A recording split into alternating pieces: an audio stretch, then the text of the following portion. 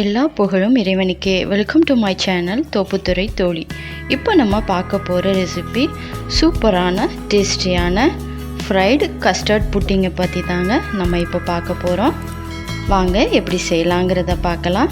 அதற்கு முன்னாடி தேவையான பொருட்களை பார்க்கலாங்க. பால் 300 ml, முட்டை, மஞ்சக்கருவு மட்டும் சேர்த்துக்கோங்க, வெள்ளைக்கருவு வேண்டாம். சுகர் 4 டேபிள்ஸ்பூன், சோள மாவு 5 டேபிள்ஸ்பூன், சீஸ் ஸ்லைஸாக உள்ளதில் 1 மட்டும் எடுத்துக்கோங்க, வெண்ணிலா எசன்ஸ் தேவைக்கு ஏற்ப, பட்டர் தேவைக்கு ஏற்ப, சால்ட்டு தேவைக்கு ஏற்ப. வாங்க எப்படி செய்யலாங்கிறத பார்க்கலாம். இப்போ ஸ்டவ் ஆன் பண்ணி ஒரு பேன் எடுத்து வச்சுக்கோங்க.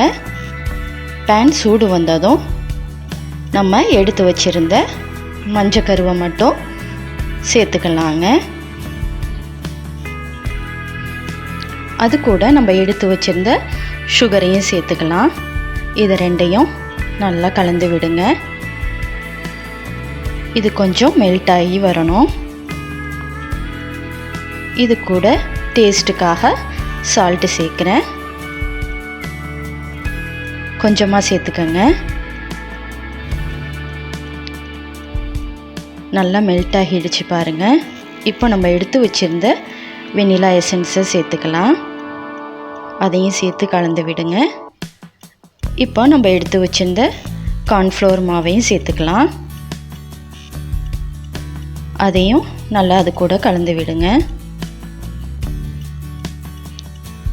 இது கூட நம்ம எடுத்து வச்சிருந்த பாலையும் சேர்த்துக்கலாம்.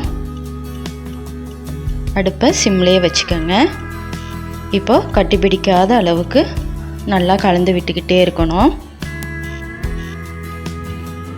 கட்டி இல்லாத அளவுக்கு இருக்கணுங்க, கொஞ்சம் கவனமாக செய்யுங்க.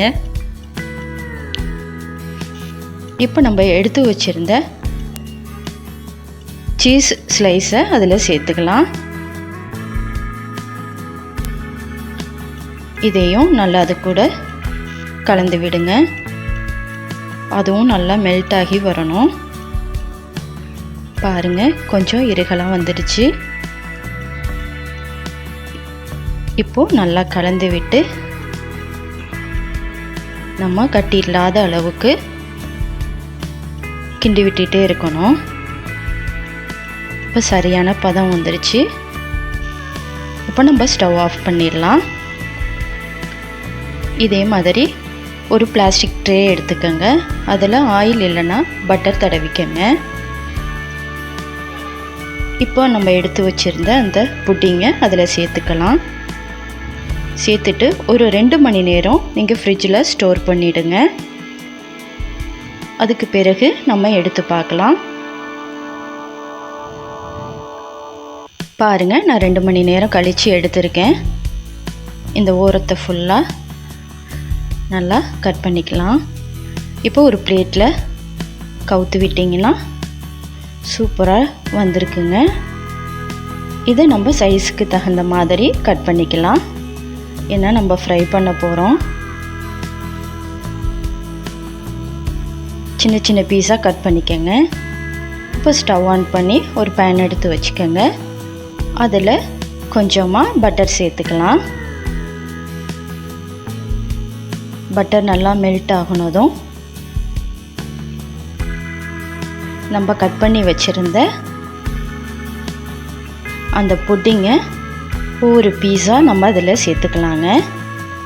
இதே மாதிரி சின்ன சின்ன பீஸாக கட் பண்ணிக்கோங்க. அப்போ தான் குழந்தைங்க சாப்பிட்றதுக்கு நல்லாயிருக்கும். இதே மாதிரி நீங்கள் வீட்டில் குழந்தைங்களுக்கு செஞ்சு கொடுங்க, ரொம்ப விரும்பி சாப்பிடுவாங்க. அவ்வளவு ஒரு டேஸ்ட்டாகவும் ருசியாகவும் இருக்குங்க.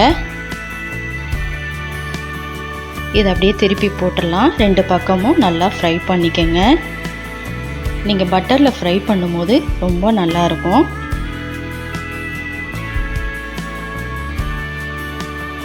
ரெண்டு பக்கமும் நல்லா திருப்பி போட்டுக்கோங்க. இதை அப்படியே நம்ம ஒரு பிளேட்டுக்கு மாற்றிக்கலாம். பாருங்கள், சூப்பராக ரெடியாகி வந்திருக்கு நம்மளோட ஃப்ரைடு கஸ்டர்ட் புட்டிங். நீங்களும் வீட்டில் ட்ரை பண்ணி பாருங்கள். பார்த்துட்டு எப்படி இருந்துச்சுன்னு எனக்கு கமெண்ட் செக்ஷனில் கமெண்ட் கொடுங்க. ஃபேமிலியோடு என்ஜாய் பண்ணி சாப்பிடுங்க. இந்த ரெசிபி உங்களுக்கு பிடிச்சிருந்தா லைக் பண்ணுங்கள், ஃபேமிலி ஃப்ரெண்ட்ஸுக்கு ஷேர் பண்ணுங்கள், மறக்காமல் சப்ஸ்கிரைப் பண்ணுங்கள்.